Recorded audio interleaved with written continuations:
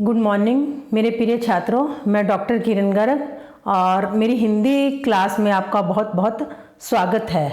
तो हम कर रहे थे आदिकाल में रासो काव्य।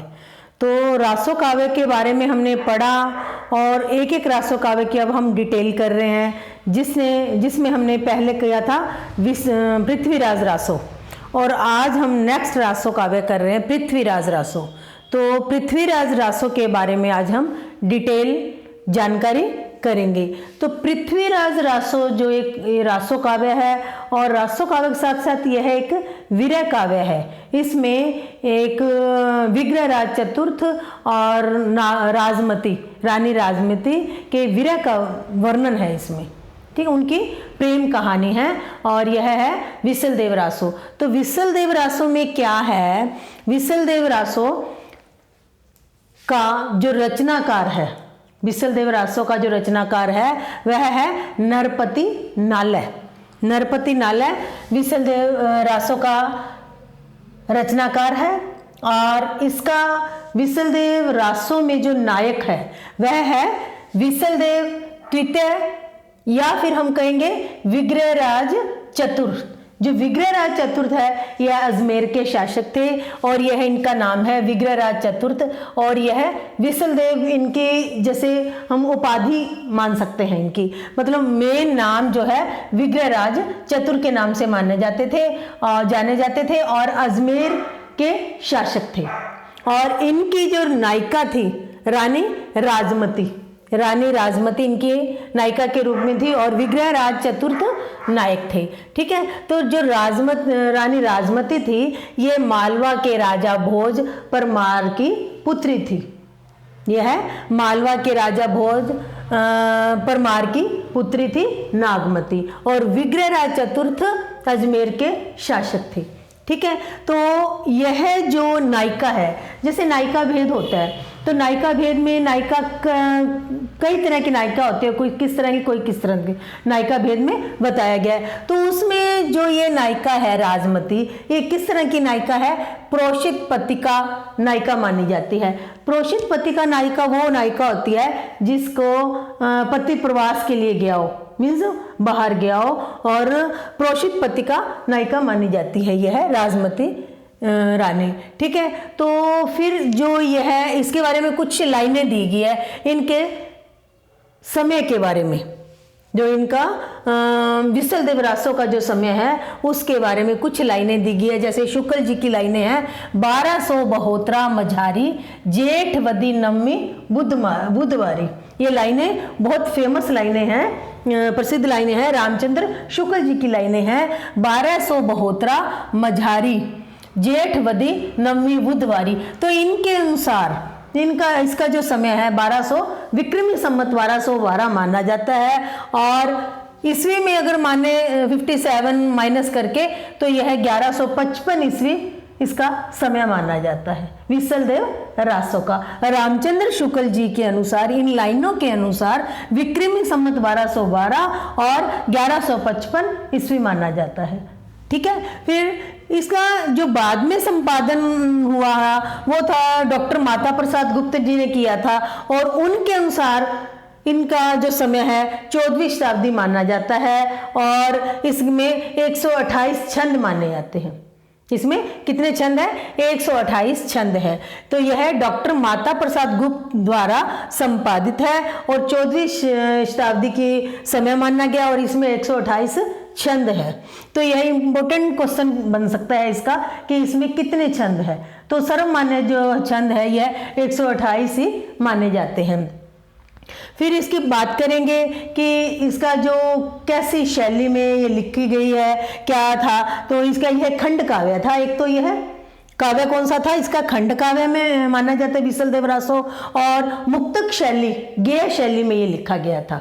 मुक्तक शैली जिनका पूर्वार्ध जैसे संबंध ना हो पदों का, ठीक है, मुक्तक शैली और गेय शैली में यह लिखी गई थी और चौपाई छंद में यह लिखा गया था, ठीक है। तो यह और इसमें विसलदेव जो रासो है इसमें 12 मासा का वर्णन है।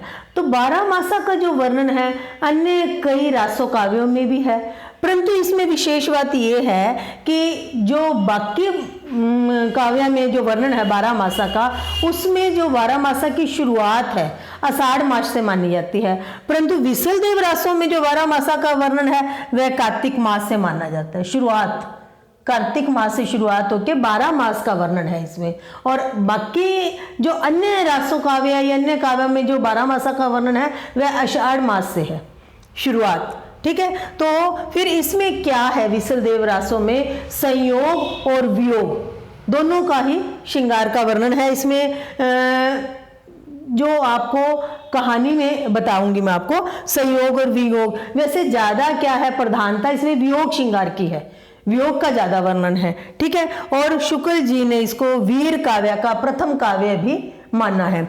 शुक्ल जी ने विसल देव रासों को वीर काव्य का प्रथम काव्य भी माना है। और इसके अलावा जो ये विसल देव रासो है, इसके जो समय के बारे में थोड़ा विवाद रहा है, अलग अलग विद्वानों ने इसका समय अलग अलग माना है। जैसे रामचंद्र शुक्ल जी ने पीछे इस पंक्ति के अनुसार 12 विक्रमी संवत 1212 माना है और ईस्वी के अकॉर्डिंग था 1195। इसी तरह रामचंद्र शुक्ल जी ने 1212 विक्रमी संवत माना है और उसी के अनुसार 1155 ईस्वी हो गया। ठीक है, नेक्स्ट आ गया फिर मिश्र बंधु। मिश्र बंधुओं ने विसल देव रासों का जो समय है 1220 विक्रमी संवत माना है। किसने माना है 1220 विक्रमी संवत? मिश्र बंधु ने। और इसके अलावा रामकुमार वर्मा जी, तो रामकुमार वर्मा जी है, उन्होंने विसल देव रासों का जो समय है 1058 विक्रमी संवत माना है। जिसने रामकुमार वर्मा जी ने। फिर इसके बाद है हजारी प्रसाद द्विवेदी जी। तो हजारी प्रसाद द्विवेदी जी ने इसका विसल देव रासों का जो समय है 1145 ईस्वी से लेके 1560 ईस्वी के बीच का समय माना है। हजारी प्रसाद द्विवेदी जी क्या कहते हैं कि 1545 ईस्वी से लेकर 1560 ईस्वी तक के बीच का जो समय है वह विसल देव रासों का समय माना जाता है। और विसल देव रासों जो है इसकी कहानी में क्या है, अब इसके बारे में हम बात करेंगे। तो ये जो विसल देव रासों की जो कहानी है इसमें यह 4 खंडों में विभाजित की गई है। प्रथम जो खंड है उसमें क्या है, विसल देव राजा जो विसल देव है या विग्रहराज चतुर्थ, विग्रहराज चतुर्थ और रानी राजमती के विवाह का वर्णन है प्रथम खंड में। विसल देव और राजा विसल देव या विग्रहराज चतुर्थ राजा और रानी राजमती के विवाह का वर्णन है प्रथम खंड में। और जो दूसरा खंड है उसमें क्या है, राजमती के कोई शब्दों से, राजमती के किन्हीं शब्दों से रुष्ट होकर राजा उड़ीसा चले जाते हैं। किसी बात पर वाद विवाद हुआ और उनके कुछ तीखे शब्दों से, रानी के तीखे शब्दों से गुस्सा होकर वह कहाँ चले जाते हैं, उड़ीसा। और विसल देव रासों के अनुसार कहा गया है कि वे 12 वर्ष तक उड़ीसा में रहे। दूसरे खंड में, द्वितीय खंड में इसका वर्णन है कि वह 12 वर्ष तक कहाँ रहे, उड़ीसा में। परंतु इसमें रामचंद्र शुक्ल जी है वो क्या कहते हैं कि जो उड़ीसा में राजा रहे उनका जो रहने का समय था 1 वर्ष माना है रामचंद्र शुक्ल जी ने। परंतु विसल देव रासों के अनुसार वह 12 वर्ष उड़ीसा रहे, द्वितीय खंड में कहा गया है। फिर तीसरे खंड में क्या है, विसल देव रासों के तीसरे खंड में है राजमती के वियोग का वर्णन। इसमें तीसरे खंड में पूरे में राजमती के वियोग का वर्णन है। और चौथे खंड में क्या है, राजा भोज, नागमती के जो पिता थे राजा भोज परमार अपनी पुत्री को अपने घर मायके ले जाते हैं। जब राजा उड़ीसा में होते हैं तो राजमती के जो पिता है अपनी बेटी को अपने घर ले जाते हैं वापस। तो चौथे खंड में और क्या बताया गया है, विसल देव का उड़ीसा से वापस लौटना। चौथे खंड में इसके साथ साथ ये बताया है कि विसल देव उड़ीसा से वापस आ जाते हैं और रानी राजमती को वापस अपने ससुराल से वापस उनको ले आते हैं और उनका पुनर्मिलन होता है। तो इस तरह से राजा भोज परमार ने अपनी पुत्री को अपने घर ले जाना और विसल देव का उड़ीसा से वापस आना और फिर अपनी रानी राजमती को ससुराल से वापस लेकर आना और इस तरह इनका फिर पुनर्मिलन होता है। और इस विसल देव रासो जो काव्य है, इसकी जो भाषा है उसको डिंगल भाषा में माना गया है, लिखा हुआ डिंगल भाषा और राजस्थानी प्लस ब्रज मिश्रित भाषा इसमें प्रयोग की गई है, जिसमें विसल देव रासों में। तो विसल देव रासों में मेन कथानक यही है कि विसल देव के 4 खंड में बांटा गया है इसको और जो प्रथम खंड में विसल देव और रानी राजमती के विवाह का वर्णन है और दूसरे खंड में राजमती के कुछ शब्दों से रुष्ट होकर राजा विसल देव उड़ीसा चले जाते हैं और 12 वर्ष तक वह वहां रहते हैं।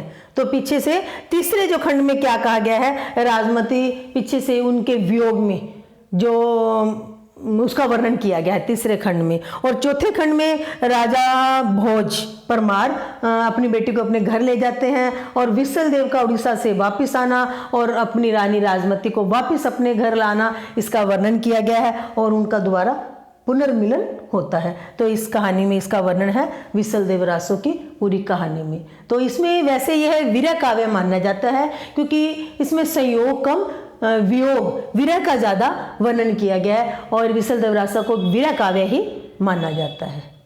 तो मैंने पूरी कोशिश की है कि विसल देव रासों के बारे में कोई पॉइंट ऐसा न हो कि जो रह जाए, अपनी तरफ से पूरी कोशिश की है।